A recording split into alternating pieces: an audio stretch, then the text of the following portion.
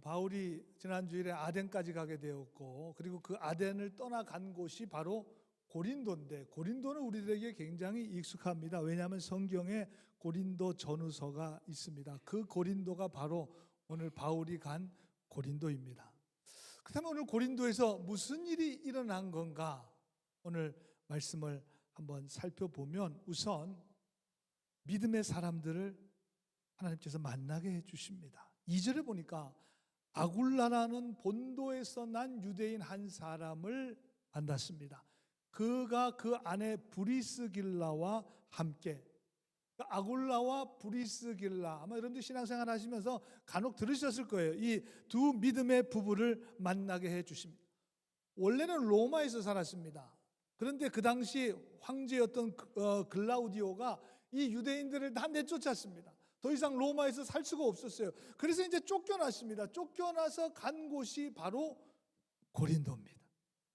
그 고린도에서 바울을 만나게 하시고, 이 부부가 바울 사역의 정말 귀중한 동력자로 하나님께서 예비하신 믿음의 사람이 되었다. 참 하나님의 이 역사와 섭리가 참 신비하다 하는 것을 생각해 보게 됩니다. 바울의 2차 선교 여행을 생각하면 바나바와 싸웠잖아요. 심히 다퉜습니다. 참 그건 안타까운 일이었지만 하나님께서 그 당시 로마 시민권을 가지고 있는 신라를 준비하셔서 바울과 함께 2차 선교 여행을 하게 하시고, 또 성령께서 바울이 계획한 길을 막으셨어요. 그리고 다른 길을 여셨습니다.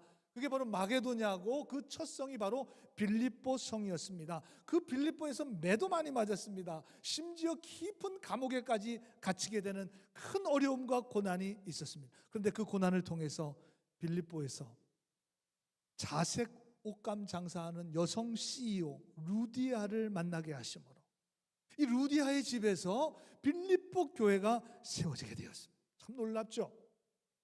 그리고 유대인들의 극심한 시기와 질투가 있었던, 지난주에 말씀드린 데살로니가 야손의 집이라는 곳에 피해 있었습니다. 그래서 아마도 데살로니가의 시작은 야손의 집이었다고 성경학자들이 그렇게 말하고 있습니다. 데살로니가에서는 야손을 하나님 준비하셔서 만나게 해주시고, 그리고 거기에 교회를 세워주시고, 그리고 베레아까지 도망도 왔잖아요. 베레아에는 이름은 나오진 않았지만 더 너그럽고 더 신사적이고 더 열린 마음을 가진 믿음의 사람들로 인해서 그곳에도 교회가 시작되었고, 바울이 아덴까지 무사히 피해서 올 수 있도록 길을 열어 주었습니다. 아덴에서는 17장 17절에 보니까 회당에서 유대인과 건건한 사람들과, 또 장터에서는 날마다 만나는 사람들과 변론을 했습니다. 이 우상으로 가득 찬 도시였거든요. 이 아덴이 매일 나가서 복음을 전했습니다. 그랬더니 32절에 그들이 죽은 자의 부활을 듣고 어떤 사람들은 조롱하고, 어떤 사람들은 이거 무슨 신비한 무슨 철학을 설파하는가 해서 신비해하고 내 말을 다시 듣겠다 하고 조롱도 받고 신기하게 여김을 받기도 하고. 여러분, 그 당시 이 아덴, 지금의 아테네죠, 고대 철학의 발상지입니다.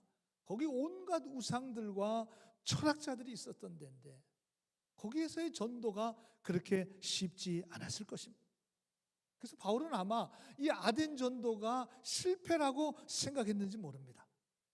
그런데 17장 34절에 보면 몇 사람이 아덴에서 그를 가까이 하여 믿으니 그 중에는 아레오바고 관리 디오누시오와 다마리라고 하는 여자와 또 다른 사람들도 있었더라. 여러분, 이 아덴에서 디오누시오와 그의 아내 다마리, 이 사람들이 이 아덴의 믿음의 씨앗이 되었고, 그리고 이 디오누시오는 아덴 교회의 첫 감독이 되었습니다.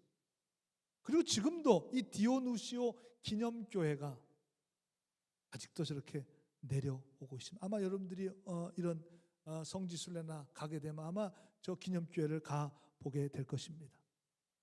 그리고 이제 18장으로 넘어오면서 오늘 고린도에 와서 신실한 사람 아굴라와 브리스길라 부부를 만나게 해주십니다. 1차도 그랬고 2차도 하나님께서 준비한 그런 믿음의 사람들을 계속해서 만나게 해주십니다. 여러분, 어쩌면 우리는 지금 믿음의 여정 가운데 있습니다. 미국에 이민 와서 살아가고 있습니다.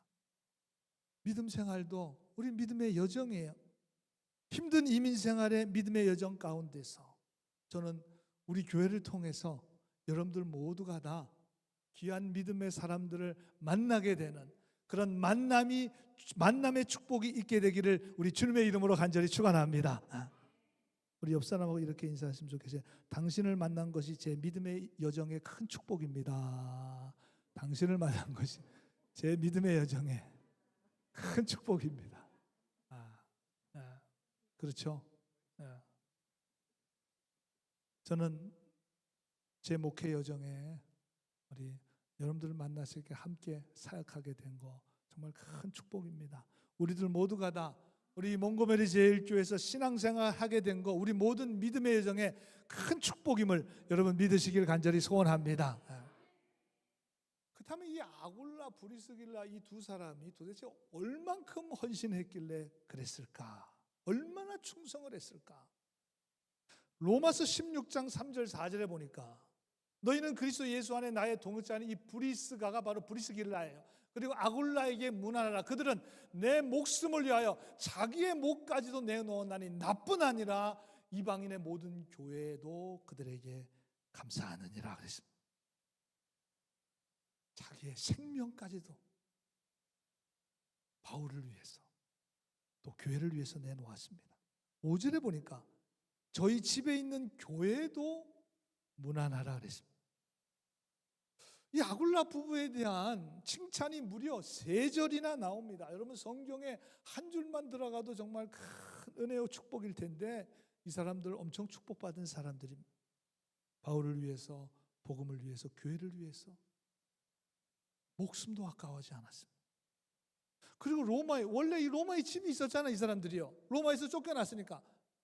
그리고 다시 돌아가서 그 로마에서 로마 교회가 세워지는데 자기의 집을 개방해서 성도들이 모일 수 있도록 로마 교회가 세워지는 아주 결정적인 역할을 한 사람들이 바로 이 사람들이 대단한 충성과 헌신입니다. 그럼 나를 위해서 목숨을 내놓을 수 있는 사람, 나를 위해서 모든 것을 헌신할 수 있는 그런 믿음의 동역자가 만약에 부부나 가족이어서 정말 영적인 동지의식을 가지고 살아간다면 정말 좋겠죠. 정말 대단하고 행복할 것입니다. 가정에서부터 벌써 영적으로 서로 힘이 되고 격려가 되는 거죠. 부부나 가족이 아니어도 그런 친구나 지인이 있다면 정말 대단히 행복한 사람일 것입니다. 그럼 우리 교회 믿음의 공동체 안에서 서로를 위해서, 교회를 위해서 희생하고 목숨을 내놓을 수 있다면 여러분 우리 생각만 해도 정말 행복한 공동체가 되지 않겠습니까? 여러분 신앙생활하는 기쁨 가운데 우리가 모든 좋은 정말 믿음의 사람들과의 만남이죠. 예배를 통해서 영적으로 충전을 받고 또 믿음의 사람들, 믿음의 형제 자매들과 만나서 서로 사랑과 은혜를 나누고 칭찬과 격려를 나누고 음식을 나누고 삶의 기쁨과 아픔까지도 함께 나누는 거, 이거 얼마나 정말 기쁘고 감사한 일이고, 그럼 그게 사람 사는 맛 아니겠습니까? 지난주일 우리 7월달 속회로 여러분들이 모이셨는데 저는 속회가 없으니까 들어가진 못해도 쭉 한번 둘러봐요. 그게 보면 1시간이 넘었는데도 속회가 끝날 생각을 안 하셔요. 생각을 안 하셔요. 뭔 얘기를 그렇게 많이 하는지.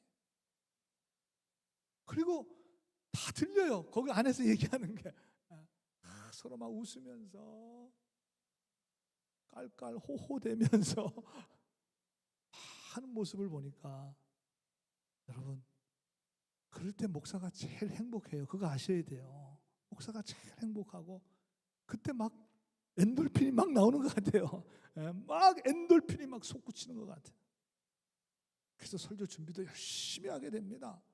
그래 여러분 교인들끼리 서로 싸우고 사이가 좋지 못하면 목사의 마음이 제일 힘들게 되고 그래서 매주 설교도 죽을 쓰게 되는 거예요. 저는 책임 없습니다. 설교는 전적으로 여러분들한테 달려 있어요. 전적으로 여러분들한테 달려 있어요.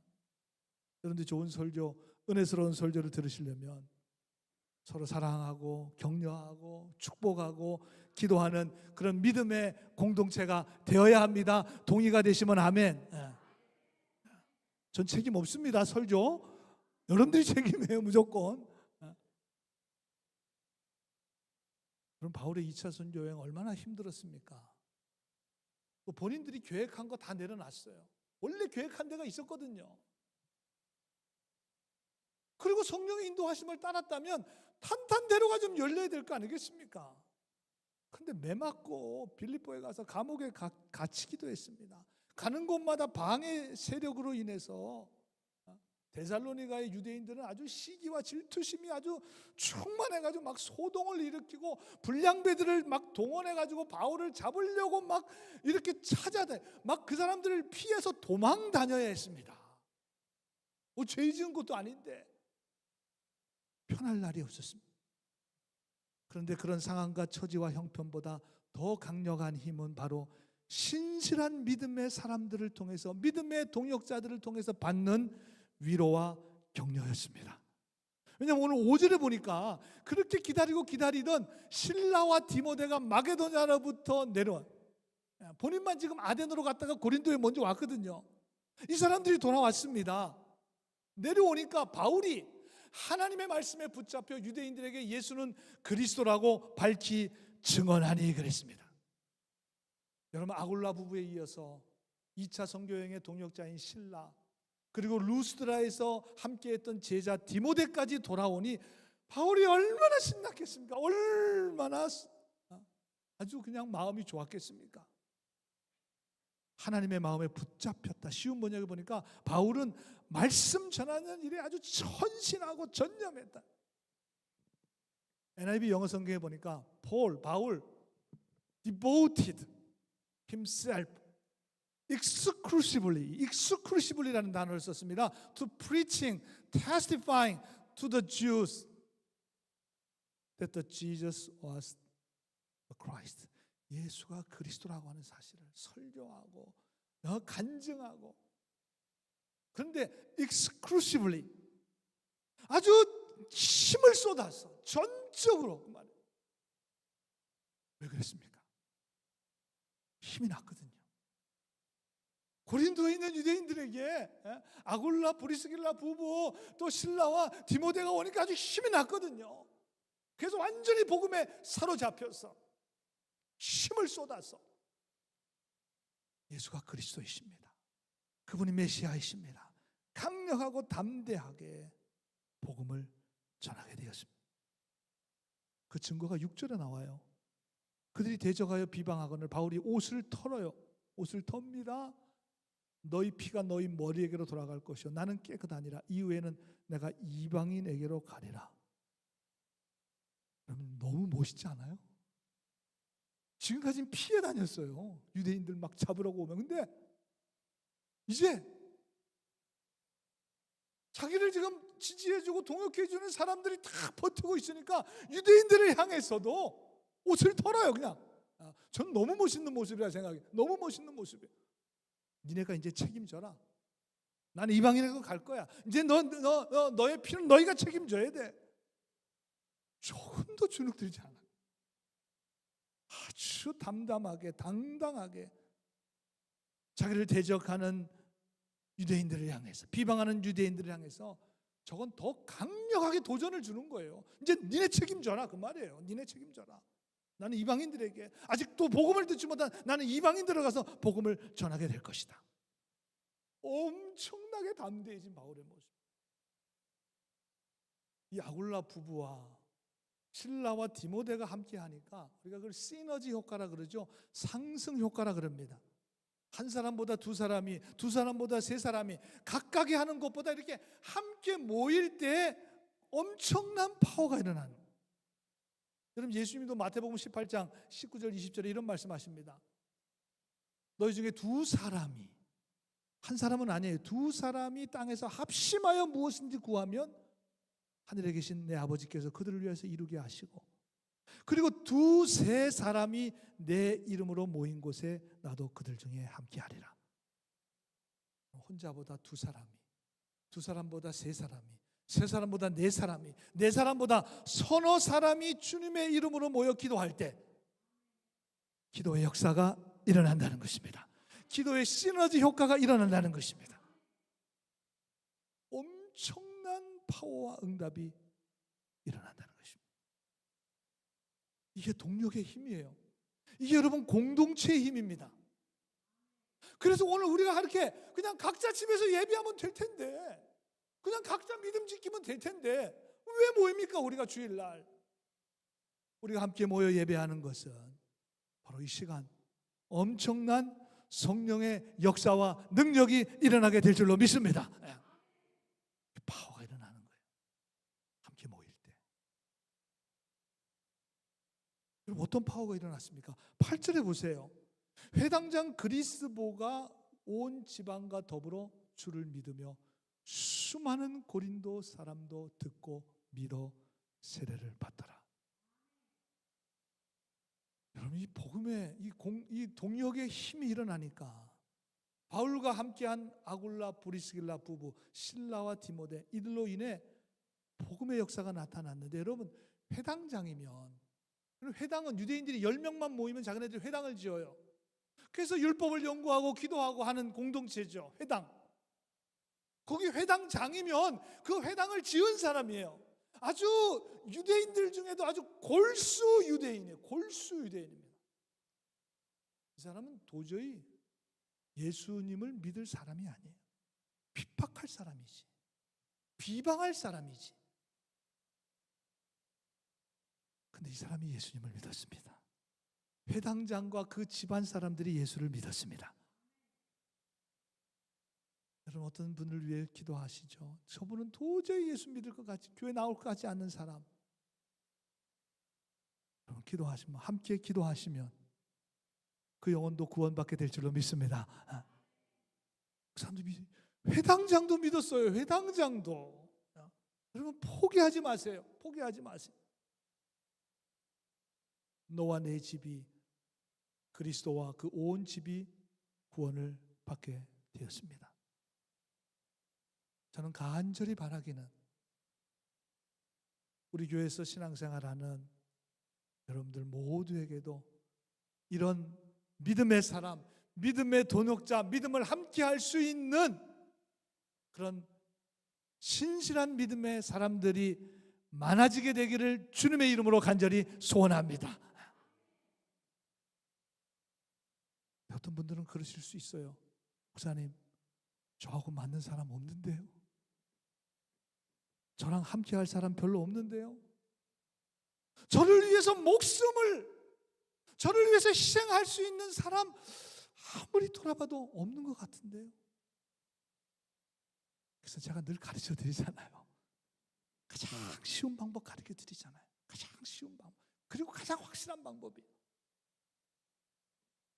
여러분들이 나와 맞는, 나를 위해서 희생하고 도와줄 수 있는 믿음의 동역자를 기다리지 말고, 그럼 힘들어요. 너무 오래 기다리게 돼요. 너무 오래 기다려요. 집에 있는 가족들도 그렇게 못 해주잖아요. 집에 있는 식구들도. 그러니 남이 어떻게 해? 그러니까 여러분, 내 비위를 맞춰주는 사람 거의 없다고 생각하시면 정확해요. 없습니다. 그렇기 때문에 여러분, 내가 다른 사람의 신실한 동역자가 되어주시길 바랍니다. 내가 하면 되잖아요. 내가 하면. 여러분, 목사를 내 뜻대로 맞추려고 하지 마시고 여러분들이 목사의 신실한 동역자가 되어주시길 바랍니다. 아멘. 아멘 별로 안 하시네. 그냥 내 뜻에 맞추라 이거죠. 목사인 저도 마찬가지죠. 목사의 뜻대로만 하지 말고 교우들의 신실한 동역자가 저도 되어줘야 합니다.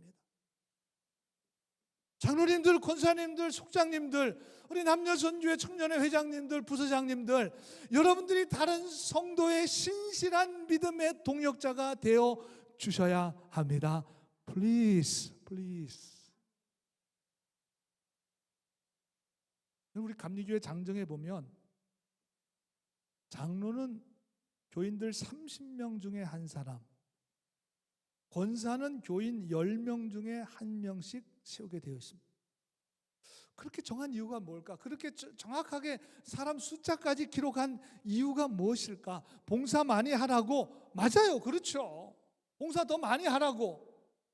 그러나 더 중요한 것은 장로님은 30명의 영혼을 책임져야 하고 권사님은 10명의 영혼을 책임져야 한다는 것입니다. 여러분, 이것은 숫자를 떠나서 내가 다른 사람들을 섬겨줄 수 있는 그런 믿음의 동역자가 되어야 한다는 것입니다. 여러분, 한번 생각해 보세요. 우리가 서로를 섬기는, 서로가 서로를 섬기는 공동체가 되면 여러분 생각만 해도 얼마나 행복하겠습니까? 얼마나 신실한 믿음의 공동체가 되겠습니까? 얼마나 많은 복음의 능력과 역사가 나타나게 될 것입니다. 여러분, 우리 모두가 다 힘을 모으면 감당치 못할 일이 없을 것입니다. 여러분, 누가 나의 신실한 동역자가 되어줄까? 그런 기대는 버리세요. 그런 분이 있으면 정말 감사한 거죠. 그건 그냥 감사하시면 돼요. 누가 그래 주시면. 기대는 내려놓으세요. 왜? 기대가 크면 실망이 큰 법이야. 그러지 마시고 제일 좋은 방법이 있잖아요. 내가 다른 이들의 신실한 동역자가 되어 주셔서 우리 교회가 영적인 시너지 효과가 나타나므로 성령의 강력한 역사와 능력이 이 재단을 통해서 일어나게 되기를 우리 주님의 이름으로 간절히 축원합니다. 한 가지만 더 말씀드리면 오늘 9절 말씀인데, 밤에 주께서 환상 가운데서 바울에게 말씀하시되 두려워하지 말고 침묵하지 말고 말하라.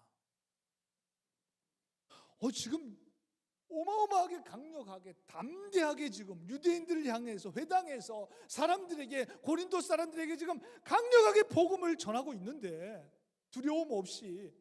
근데 주님이 밤에 나타나셔서 바울에게 두려워하지 말라고 하십니다.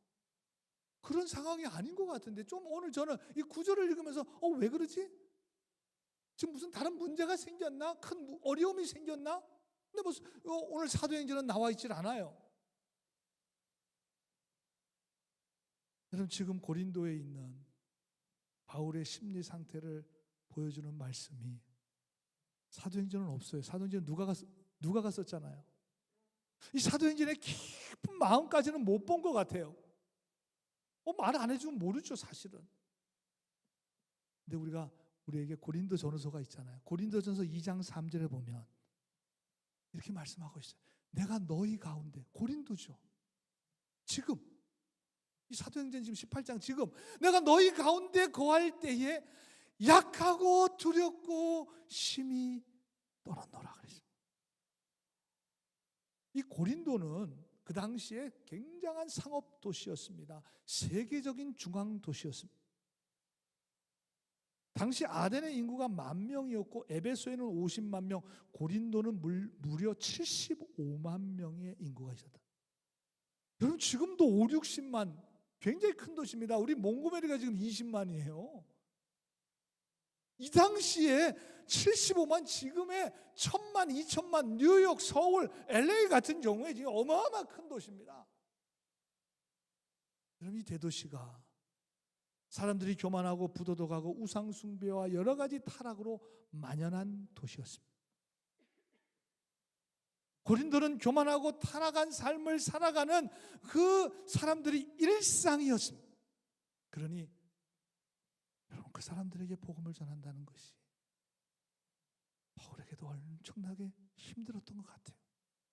누가가 보기에는 동역자들이 왔고 실라와 디모데가 왔고 브리스기와 아골라부가 있으니까 바울이 좀 힘을 얻은 것 같은데, 바울의 정말 속마음은 지금 심히 약하고 두렵고 떨었더라. 자기 지금 속마음을 고백하고 있습니다. 근데 저는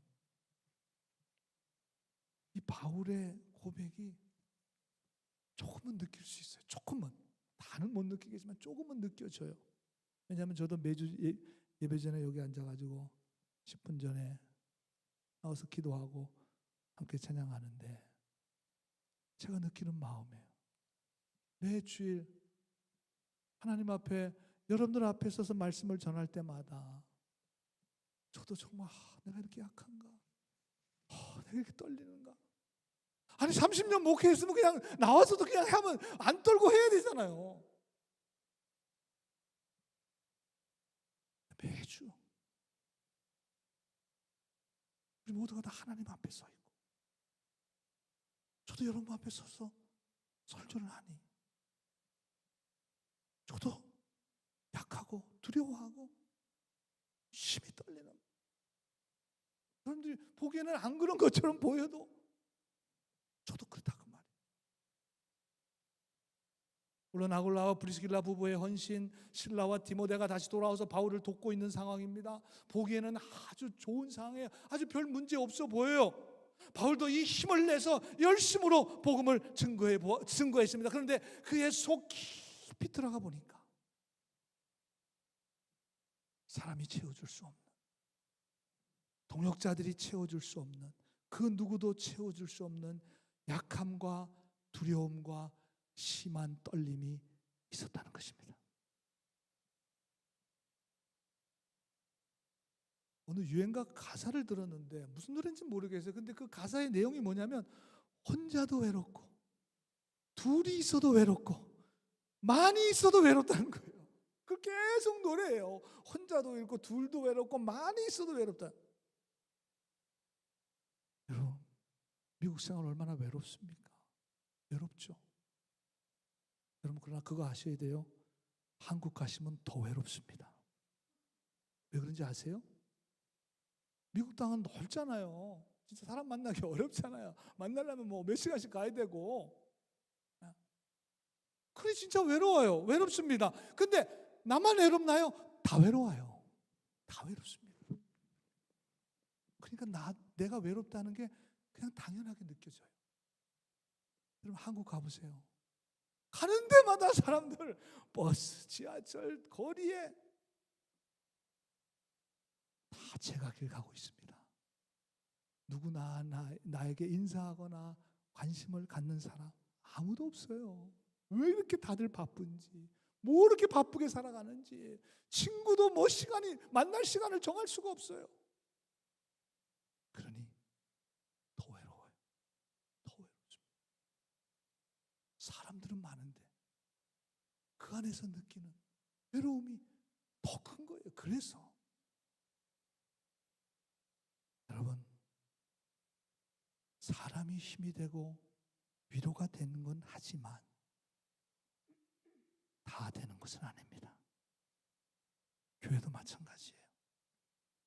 좋은 사람들, 더 너그러운 사람들, 더 신사적인 사람들, 더 마음이 열려있는, 덕이 있는 사람들, 마음을 같이 하는, 함께 동역하는 사람들이 있다고 해도 물론 그것이 힘이 되지만 그것으로 다 되는 것은 아닙니다.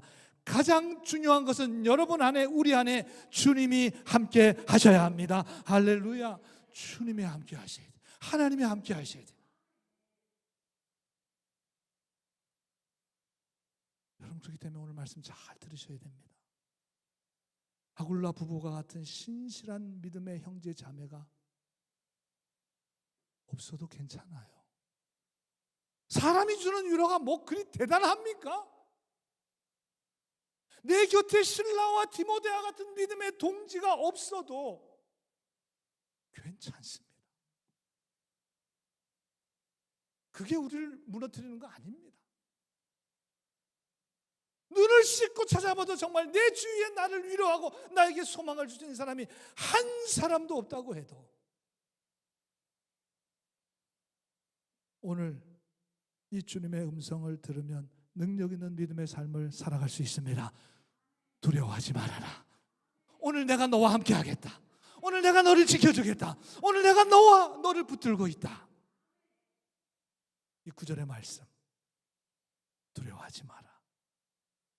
두려워하지 마라. 근심, 걱정, 염려하지 말라는 것입니다. 내가 너와 함께 하겠다는 것입니다. 내가 너를 붙들어 주겠다는 것입니다. 우리의 인생을 반드시 책임져 주시겠다는 것입니다.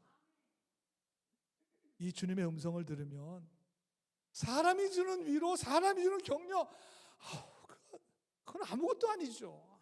아무것도 아닙니다. 내가 왜 거기에 목매고 살았나? 담대함이 생기고 용기가 생기고. 왜 주님이 이렇게 말씀하세요? 10절에 어떤 사람도 너를 대적하여 해롭게 할 자가 없을 것이다. 어떤 누구도. 여러분, 아무리 여러분 사람이 여러분 지켜준다 그래도 1년 12달 24시간 지켜줄 수 없이 불가능한 일이에요. 불가능합니다.